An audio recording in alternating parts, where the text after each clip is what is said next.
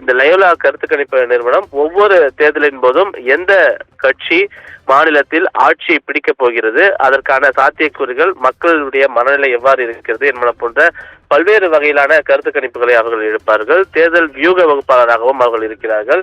எனவே அந்த அடிப்படையில் அந்த தேர்தல் வியூகம் வகுக்கக்கூடிய அந்த நிறுவனத்திடம் தமிழக வெற்றி கழகத்தினுடைய மூத்த நிர்வாகிகள் மூலமாக தன்னுடைய பேச்சுவார்த்தையை நடிகர் விஜய் தற்போது தொடங்கியிருக்கிறார். இந்த பேச்சுவார்த்தை என்பது ஒரு முதல் கட்ட பேச்சுவார்த்தை என்றே அந்த லயோலா நிறுவனம் சார்பாக, லயோலா கருத்து கணிப்பு நடத்தக்கூடிய அந்த நிறுவனத்தின் சார்பாக தெரிவிக்கப்பட்டிருக்கிறது.